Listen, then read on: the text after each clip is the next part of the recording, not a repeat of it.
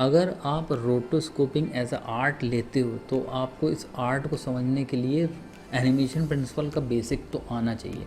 तो मैं बहुत क्विक वे में आपको बता रहा हूँ, और ये अगर आप समझ गए तो आपके आधे से ज़्यादा वर्क आपका हो जाएगा। ये बहुत इंपॉर्टेंट क्लासेस को बहुत ध्यान से समझिएगा। और यहाँ पे आप देख सकते हैं एनिमेशन प्रिंसिपल की अगर मैं बात करूँ तो एनिमेशन प्रिंसिपल में हमारे पास 12 प्रिंसिपल रहते हैं। तो 12 प्रिंसिपल में अगर आप एज अ रोटोस्कोपिंग आर्टिस्ट अगर आप अपने आप को इस्टेब्लिश करना चाह रहे हो तो एटलीस्ट आपको 12 प्रिंसिपल तो आने ही चाहिए। आप जब आपके पास टाइम हो तो आप उनको अपग्रेड करिए। लेकिन कुछ कुछ जो प्रिंसिपल है वो हम लोगों को बहुत अच्छे से समझनी है। जैसे आप समझिए यहाँ पे एंटिसिपेशन है, टाइमिंग है कि कोई चीज़ एनिमेट हो के कितने टाइमिंग पे आ रही है। देन फिर है ईजी इन ईज आउट जिसको हम लोग स्लो इन स्लो आउट बोलते हैं। Squash and stretch secondary animation, arc, then उसके बाद है फॉलो थ्रू ओवरलैप, और देन जो सबसे इम्पॉर्टेंट है वो है सॉलिड पोज। देखिए सॉलिड पोज कोई मैं बोल दूंगा की पोज, जो भी हम लोग सपोज किसी भी फुटेज में कोई भी रोटोस्कोपिंग परफॉर्म करना चाह रहे हैं तो वहाँ पे आपको ये समझना है कि जो हमारा पोजिंग है, जैसे सपोज ये फुटेज है या मैं कोई भी जैसे ये फुटेज है, तो हम लोग जो मास्क का पोज बनाएंगे या जो मास्क को हम लोग ड्रॉ करेंगे वो बिल्कुल अच्छा होना चाहिए, सॉलिड होना चाहिए, क्योंकि वहीं एट द एंड हम लोग एनिमेट करने वाले हैं मल्टीपल फ्रेम्स में। तो ये यहाँ से आपको समझ में आता है कि ये जो सॉलिड पोज है वो कितना इम्पॉर्टेंट है। देन उसके बाद हमारे पास anticipation, timing, slow in slow out, squash, stretch, then secondary animation और आर्क, और देन फॉलो थ्रू। ये भी आप यानी इसको भी समझ लेंगे कि क्या है। देखिए ओवरऑल अगर मैं 12 प्रिंसिपल और एनिमेशन की बात करूं तो 12 प्रिंसिपल इसलिए बनाए गए कि किसी भी नॉन लिविंग ऑब्जेक्ट में अगर हम लोग ये सारे प्रिंसिपल अप्लाई कर देते हैं तो वो क्या एक तरह से एक लिविंग ऑब्जेक्ट की तरह रिएक्ट करने लगता है। तो इसका मतलब क्या कि जिस भी फुटेजेस में हम लोग अभी वर्क करने वाले हैं वो मोस्टली फिल्म्स की होंगी या एडवर्टीजमेंट होगा या कुछ भी XYZ होगा या मे बी कोई साई-फाई मूवी होगी। तो ये प्रिंसिपल आप अच्छे से पढ़िए। मैंने अपने YouTube चैनल पे 2 घंटे का पूरा लेक्चर डाला हुआ है। अगर आपको कहीं से कुछ नहीं समझ में आ रहा तो आप बस वो जो लेक्चर है उसको आराम से देखिए, आपको खुद बहुत सारी चीज़ें समझ में आ जाएंगी मैं कैसे अपना जो एनिमेशन प्रिंसिपल है वो अपडेट करूँ। मैं अब आपको एग्जांपल बताता हूँ कि ये क्यों इम्पॉर्टेंट है। यहाँ पे बेसिकली सपोज एक नॉन लिविंग ऑब्जेक्ट है, एक ये शेप है, मैं इसको ग्राफिक्स के थ्रू आपको समझा रहा हूँ और आपको बहुत अच्छे से समझ में आएगा। मैंने एक एग्जांपल आप लोगों के लिए बनाया है। तो आप यहाँ पे देख सकते हैं ये जो एनिमेशन यहाँ पे हो रहा है, तो इस एनिमेशन में आप अगर देखेंगे तो इस एनिमेशन में एक रोबोटिक मूवमेंट है। यहाँ पे 1 2 3 और 4 पोजेस का ये एनिमेशन आप देख सकते हैं। यही पोजेस हैं 1 2 3 4। मुझे पता है कि ये एक मैकेनिकल मूव है क्योंकि रियलिस्टिक जो चीज़ें होती हैं वो इस तरह से मूव नहीं करेंगी। अब अगर इस पर्टिकुलर जो रोबोटिक जो हमारा एनिमेशन है, ये लीनियर एनिमेशन है, इसमें अगर मैंने एनिमेशन प्रिंसिपल अप्लाई कर दिए, ये इनमें से कुछ एनिमेशन प्रिंसिपल जैसे आपका anticipation, timing, slow in slow out बहुत इंपॉर्टेंट है, पोजिंग वहाँ पे ऑलरेडी हो रखी है। तो ये एक तरह से की पोज में हम लोगों ने क्या निकाले हुए पोजेस निकाले हुए कि ये एनिमेशन यहाँ था, यहाँ पे आया, यहाँ पे आया, ये आया, और ये टाइमिंग निकल गई यहाँ से। तो जो हमारे जो एनिमेशन पॉइंट्स हैं वो जब ड्रॉ करते थे तो सबसे पहले अपना की पोजेस बनाते थे कि ये जो एनिमेशन उससे उनको टाइमिंग पता चलती थी कि एक पोज ये रहेगा, एक पोज ये रहेगा, ये रहेगा। और सपोज़ उनको ऐसा कुछ एनिमेशन करना तो वो उसको ब्रेक डाउन करते थे कि उसकी टाइमिंग निकले। सपोज़ ये मैंने 23 फ्रेम्स में अपना जो एनिमेशन है वो कंप्लीट कर दिया। देन अब बात आ रही थी जैसी की पोजेस की टाइमिंग अच्छी निकल जाती थी उसके बाद हम लोग इसमें क्या ऐड करते थे, इन बिटवीन्स।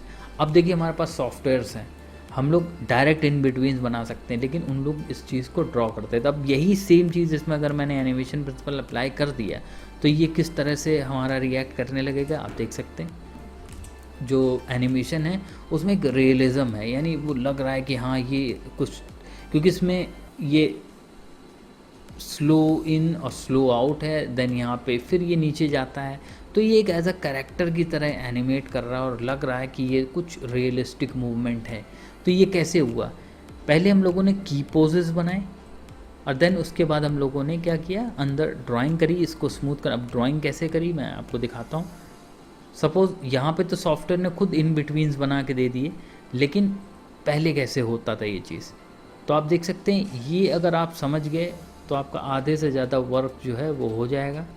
यहाँ पे आप देख सकते हैं यहाँ से यहाँ का जो एनिमेशन है, अगर उसको आप बहुत ध्यान से देखें तो ये जो हमारा पोज था, देन फिर हमारा ये पोज था, देन हमारा ये पोज, जो की पोजेस थे उसके बीच में इन बिटवीन्स ऐड करे गए। तो जहाँ पे जो पोजेस हैं बिल्कुल पास पास में ड्रॉ करे गए हैं वहाँ पे एनिमेशन स्लो है। देन जहाँ पे पोजेस बहुत दूर दूर ड्रॉ करे गए हैं वहाँ पे एनिमेशन क्या है, थोड़ा फास्ट है। और देन जहाँ पे फिर पास में आ गए हैं फ्रेम्स वहाँ पे फिर स्लो होता है, तो इसको ही स्लो इन स्लो आउट बोलते हैं।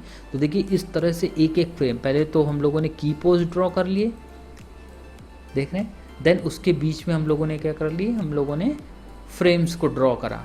तो ये देखिए ये प्रोसेस होने में कितना टाइम लगता होगा, एक एक फ्रेम को बहुत प्रिसाइजली बहुत अच्छे तरीके से ड्रॉ करके, कुछ गलत हुआ तो दोबारा ड्रॉ किया। तो इस तरह से हम लोगों को एक रियलिज़म मिलता था पहले। लेकिन आज सॉफ्टवेयर में हम लोग की पोज बनाते हैं, एनिमेशन प्रिंसिपल अप्लाई करते हैं और हमारा जो इन बिटवीन्स है वो खुद ही मिल जाते हैं। तो आप देख सकते हैं, क्योंकि आपको पता है कि ये जो की है, ये जो कीज़ लगी हुई हैं, इनमें मैं राइट क्लिक करूँगा और यहाँ पे आऊँगा, मैं इजी ईज कर दूँगा तो इसमें slow in slow out, timing तो मैंने निकाल दी है, तो slow in slow out already add हो जाएगा और जिससे मेरा जो एनिमेशन है वो वैसे ही थोड़ा सा रियलिस्टिक हो जाएगा। तो ये जो कॉन्सेप्ट है इसको बहुत ध्यान से समझिएगा, मैं बिल्कुल ब्रेक डाउन करके दिखा रहा हूँ। तो यहाँ पे जो हमारा की पोज बने, देन उसमें हम लोग आएंगे तो वो रियलिस्टिक हो गया। तो जब आपको कोई फुटेज मिलेगी, सपोज़ कोई भी फुटेज आपको मिली, जैसे ये जो फुटेज मिली, तो ये तो एक फाइनल एनिमेशन है। अगर मैं इसको ब्रेक डाउन करूँ तो इसको मैं कैसे ब्रेक डाउन करूँगा, पहले मैं इसके की पोजेस बनाऊँगा, देन फिर अंदर जो इन बिटवीन है उनको ऐड करूँगा। यही कॉन्सेप्ट आपको रोटोस्कोपिंग में भी लगाना है।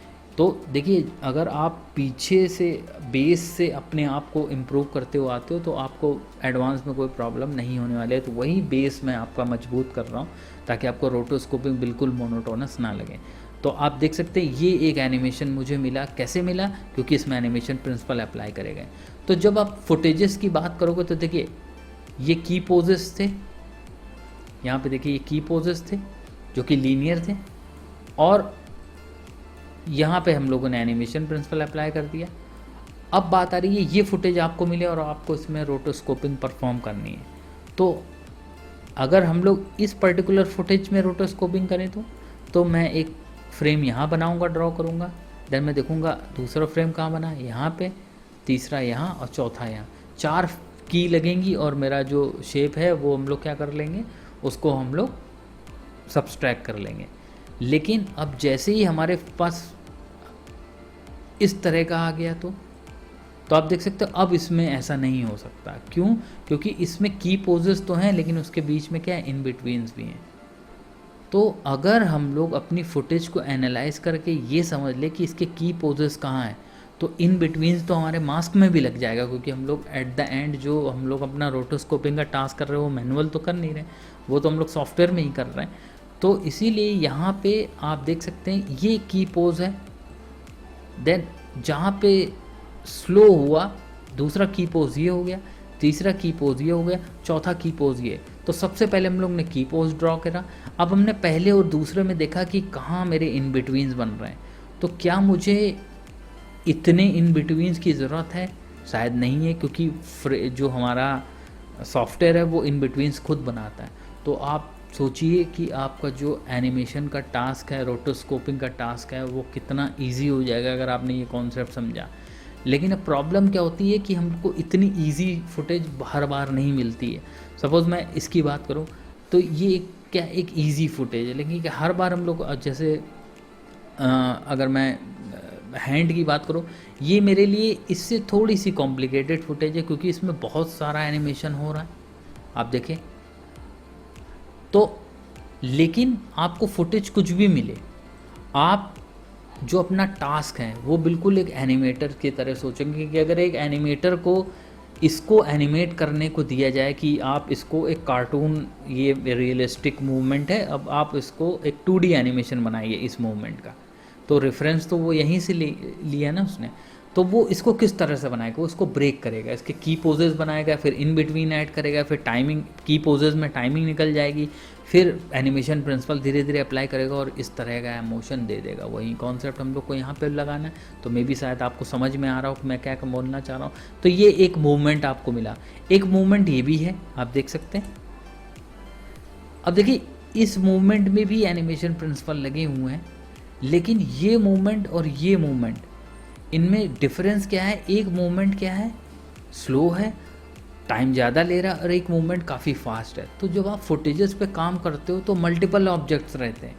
बहुत बार जो कैरेक्टर है वो बहुत आराम से चल रहा है, उसमें बहुत स्लो इन स्लो आउट है, लेकिन दूसरा जो कैरेक्टर है या दूसरा जिस पे आपको रोटो करना है वो बहुत फास्ट चल रहा है।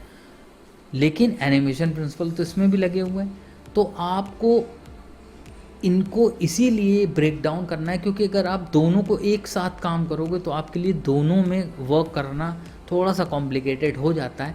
आप पहले इस पे वर्क करें, देन आप फास्ट वाले पे वर्क करें, तो एक टाइम पे एक ही वर्क करेंगे आप, तो आपके लिए वैसे ही जो वर्क है वो थोड़ा सा ईजी हो जाएगा। अब देन हमारे पास तीसरा भी एनिमेशन आता है। देखिए वो एनिमेशन क्या है, वो ये है। अब इसमें और ये जो फास्ट है इसमें ये फ़र्क है, एनिमेशन सबके सेम है, लेकिन एक में एक नॉर्मल एनिमेशन है, दूसरे में हमारा फास्ट एनिमेशन है, और तीसरा जो एनिमेशन है हमारा वो क्या है, वो सुपर स्लो है। तो तीनों में हमारा लेकिन की पोजेज हैं वो एक ही हैं।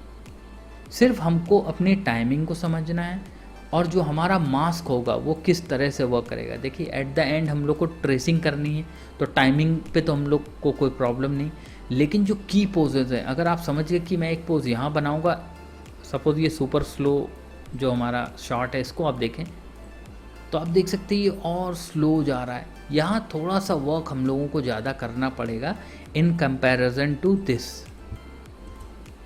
उसका क्या रीज़न है? उसका ये रीज़न है कि ये बहुत जल्दी स्क्रीन में इसका एनिमेशन हो गया। आप देखिए जब मुझे ही नहीं दिख रहा है कि यहाँ पे क्या फ्रेम्स बने, तो जो हमारे लोग जो मूवीज़ देखेंगे, जो हमारे व्यूअर्स होंगे, उनको कैसे पता चलेगा मैंने यहाँ पे क्या रोटो किया। लेकिन अब इसी का दूसरा ये भी है एक, देखिए अब इसको अगर आप बहुत ध्यान से देखेंगे तो ये मूवमेंट स्लो है। तो ये जब मुझे बहुत अच्छे से दिख रहा है तो ये मेरे व्यूअर्स को भी दिख जाएगा कि मैंने मेरा मास्क जो है मैंने किस तरह से बनाया है। तो यहाँ पे एक कॉन्सेप्ट और समझिए, जब आपके फुटेज में मूवमेंट बहुत फास्ट है तो अगर आपका मास्क जो है थोड़ा बहुत अगर कहीं जिटर भी कर रहा है तो चल जाएगा, कोई प्रॉब्लम नहीं है। वो उस शॉट को वो पास कर दिया जाता है जब आप प्रोडक्शन हाउस में होंगे। लेकिन आपको बस फ्लो जो की पोजेज है वो मेंटेन रखने हैं। बीच के में अगर थोड़ा बहुत दिक्कत, क्योंकि वो दिख ही नहीं रहा है, क्योंकि आपको पता है कि इतने ज़्यादा मूवमेंट के साथ एक चीज़ और आ जाती है जिसको हम लोग क्या बोलते हैं, मोशन ब्लर। ये तो मैंने ऑन नहीं किया अभी, लेकिन अगर मैं मोशन ब्लर ऑन करूँगा तो जो हमारा दिख भी रहा था वो भी गायब हो जाएगा, आप देख सकते हैं।